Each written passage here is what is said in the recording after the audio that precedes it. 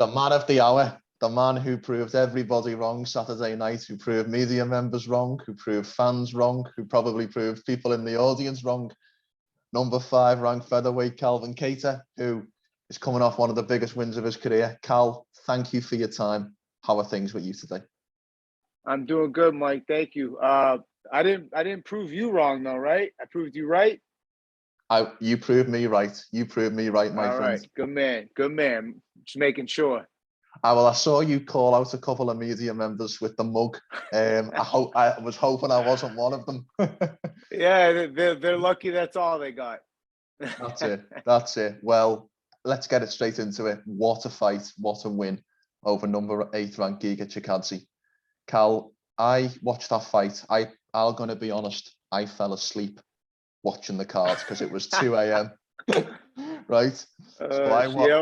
So I watched the fight the next morning, and as you were walking out to that cage and I was watching it, I was sure that you weren't losing that fight because the focus in your eyes was something I've never seen. But talk to me about prep and talk to me about fight week. Yeah, fight week went great. We went out a little early this time, 2 weeks in advance. We stayed at a Airbnb the week before going to the Fighter Hotel for the week, and that was huge. I had Rob and his girlfriend come out, and his girlfriend Kathy helped me cook all camp leading in. So everything was good. They had the whole squad with me. Pretty much it was Rob Font's fight camp parlayed into mine, and we made the best of it, man. We had a good time, great group, and just glad to walk away with the W. I did want to say that because I checked the numbers. Your first fight in Vegas, Rob's 7th. So when you were making the flight out, it must have felt like a Rob Font fight week. Straight up. I try to tell everybody he's spoiled. That's Mr. Vegas. 7 fights. It was really cool, man, especially for mainly for everybody that my family friends that weren't able to come see me fight in the last couple of years. They all came out this fight. They forked up the cash. It's an expensive ticket there at the Apex, but they're all, well worth the experience and the money. They were all raving about it. They loved it. And I mean, they're a little biased with the outcome, but the experience in itself, it was awesome. And then finishing up early out there in Vegas time, I think we were done fighting and everyone was out by like 7. So just different change of pace out there. Nothing closes ever really in Vegas. So not that you need to get out early, but it helps when you do. And then it was great to just be in Vegas afterwards. And happy to put that one off the bucket list. Because you've fought in so many different places. Obviously, New England when you were on the way up.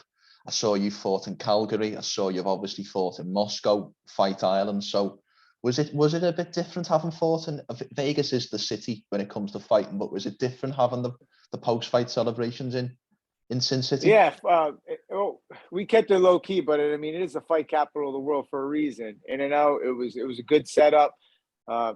Wasn't a little different fighting that early. Kind of threw off my lunch schedule. Usually I like to get a nice big lunch. Probably not big, but at least eat a lunch, man. I ended up finding the peanut butter and jelly I put in my bag when I got back from the flight.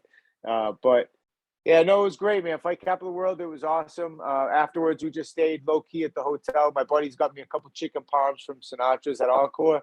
And we just feasted at the lobby bar in the hotel. And funny enough, we actually bumped into Chuck Liddell kind of walking through. So it made the night, made for a great time. I saw Rob posted that photo and I commented 3 legends. What was it like meeting the Iceman? Yeah, the 3 Icemen, right. It was great, man. He's cool. He's a really humble guy, nice guy. And he was just hanging out with us for a little while, which is pretty cool. We got him a drink and we were all just my whole family was at first they're all trying to take pictures of me celebrating the W, and then all of a sudden Chuck comes and everybody forgets about me and they're all everyone's running over to Chuck. I'm like, damn, tonight's my night. Chuck's outdoing me, but no, it made the night. It was cool. We shared some good conversation and just a legend. I'm going to ask you a question now because you're in the position where you're the man who the fans want to see, who the fans want to interact with, who people like me want to speak to. But when you were on the come up, who was your role model or your idol? Who was the person who you went, I'd love to have met him? I was going to say that. I actually think one of the first fights, if not the first fight I ever saw, was even Chuck Liddell versus Babalu. So Wow. that was so it's pretty funny to kind of have met him and full circle, things like that. It's pretty wild, man. But yeah, Chuck, Iceman, back in the day, no one was more exciting than him. Yeah. I feel like, correct me if I'm wrong, but you almost have similar styles a little bit. Yeah, I mean, we use the wrestling probably for just to keep it on the feet a lot of times, except for this past one. The plan was to probably take him down a little bit. He's a kickboxer, put him on his back, but he did a good job defending the takedowns, rounds 2 through 5, and we stayed on our feet for most of the fight, which wasn't really ultimately the plan, but it worked out. Because if you watch the corners in between, I think Tyson was mic'd up in every round on the commentary, and we can hear it. I think there's a bit where he says one, two, three, or 3 combos, and then go for the double leg Yep. takedown. So was the plan to try and take it to the ground a little bit more than you kind of did, if you like? Yeah, he was spending a lot of energy in that first round, just trying to get out and kind of hold on though too a little bit. Getting the 2-on-1s. He was really squeezing hard, and I could feel him using a lot of energy. So I knew that would take a little steam off the punches as the fight progressed. But then from there, when we got on our feet in the second, I just stayed on the gas, keep him on his back foot, smother the kicks, and from that point, when the distance got even tighter, I just started humming elbows at him. I did want to ask about the elbows, because at one point I thought I was watching Jonathan Haggerty or someone like that. It was elbow central, wasn't it? Calvin, talk to me a little bit about that. Yeah, there's no padding on the elbows, so when you can hit them with them, why not? Those are good short range weapons, and we were trying to pressure, so touching our way in with the jab as always, and finishing with elbows. And they started landing. I started seeing damage, and I was just getting hungry for the finish. Well, it was all kind of capped off by the second round spinning elbow, which hit him flush. Have the elbows been something that have been a big part of camp with you and Jake and all of that? Yeah, Jake's definitely been a huge help with the elbows. He's a fan of them. Tyson usually isn't, but I like to think that the real W is when Tyson mid-fight in the corners, he's saying, he's like, listen, I don't mind the spinning stuff. And I'm like, you damn right you don't mind the spinning shit, man. We've been practicing. He hates it when we do it, but me and Rob, we love to throw it, when we can. But he was falling forward, aggressive with power punches. And so there was a couple opportunities where I felt him over me where I could hit that, or I'll slip in the jab, rip him uppercut, things like that, if he didn't fall forward. But always a good fight when you can land some spinning shit. That's usually when you're in the flow state. Have you ever heard of any of we know this notorious back and forth we have between Tyson and Jake, where they're constantly at each other's throats? Have they ever had an argument in the corner in between rounds, you think? No, they're very professional when it comes time for work and business. But aside from that, they're what they call themselves, the bantering baldies, or bald banter. I don't know, something crazy. But yeah, they're always keeping fight week kind of light, shit talking each other, and pretty funny, man, all week watching those two interact. Jake said if I can ever make the trip out, that you four will give me a free beating. I don't know if if my trip's out on the cards anymore now. Jake's promising that you four are all going to get around on me. You got to make your way out one of these times, man. We got to do one of these in person. It's the plan. That's my last question. But you're obviously primarily a boxer.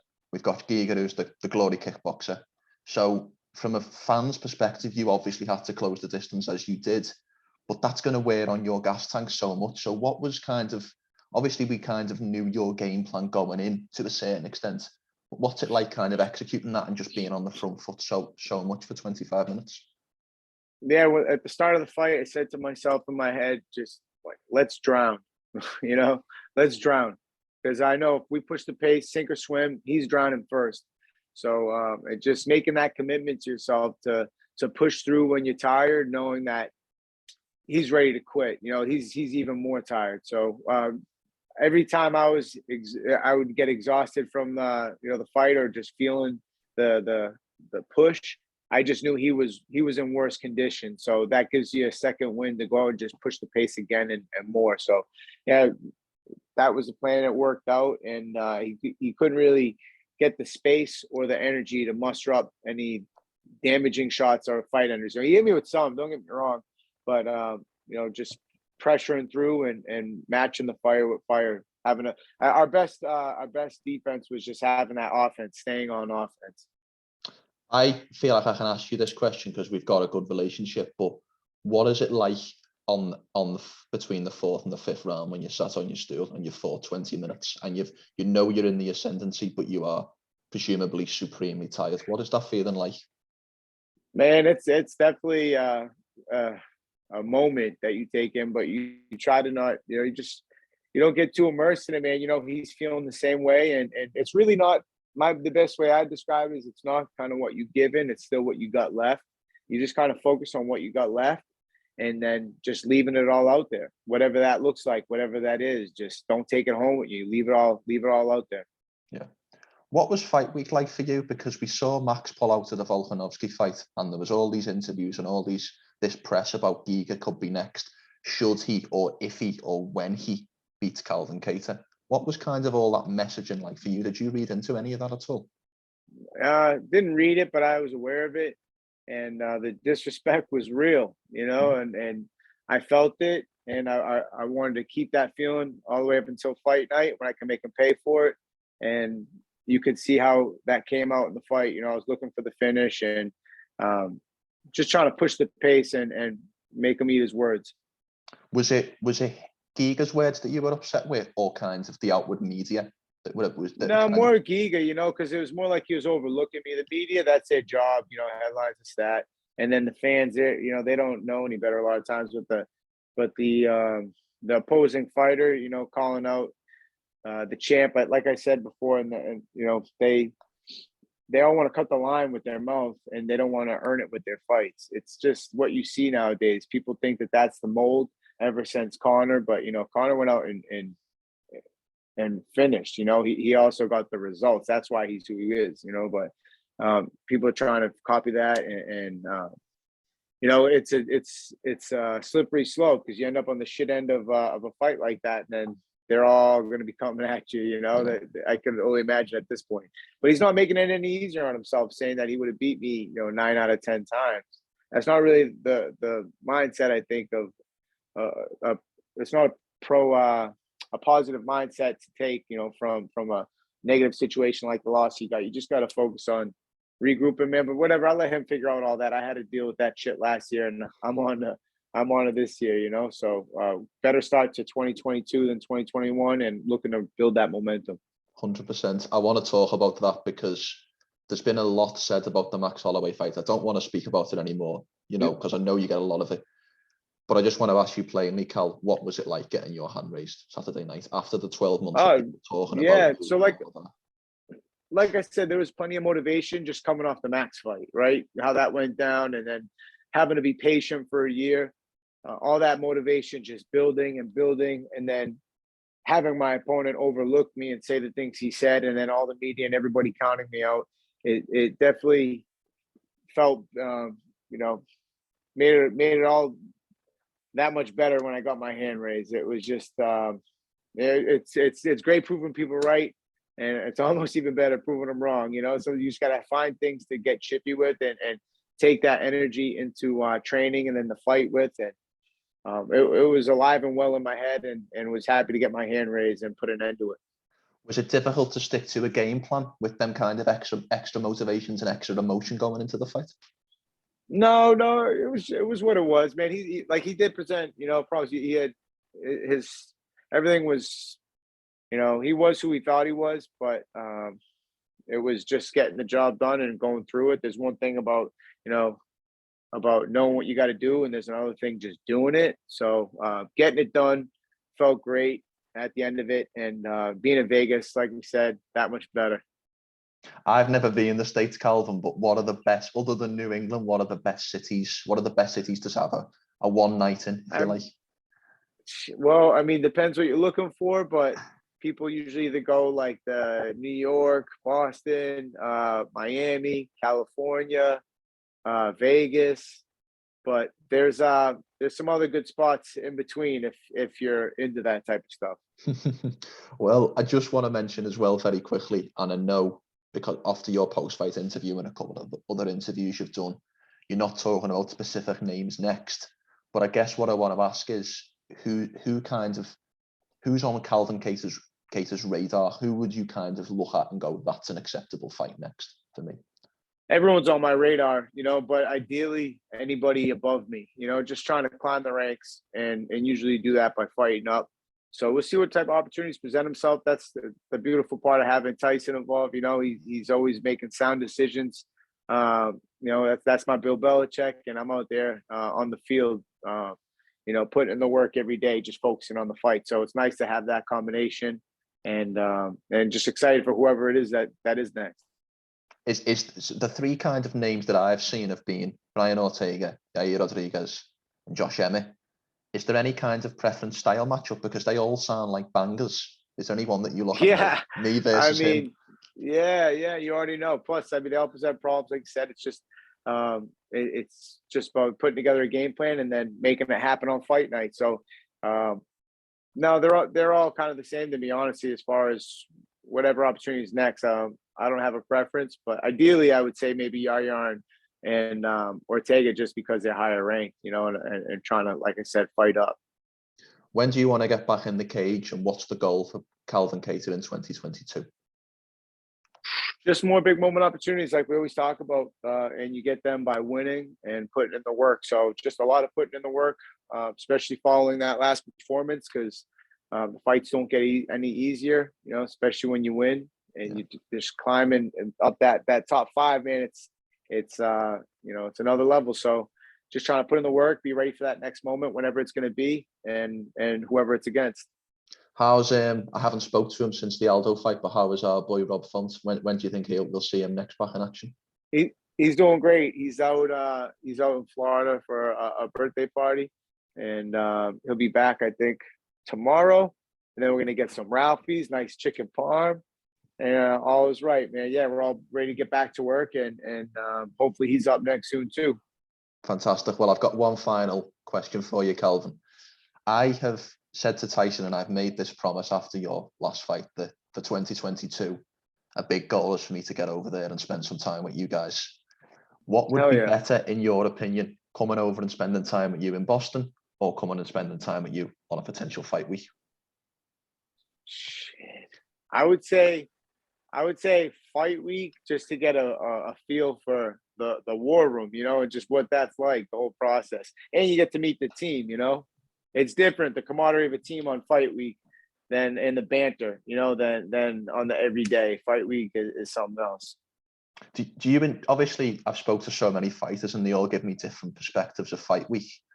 What are the kinds of key emotions for you in a fight week? Is it nerves? Is it excitement? Is it laughter? What do you feel mostly? I just try to, keep it authentic, whatever I'm feeling.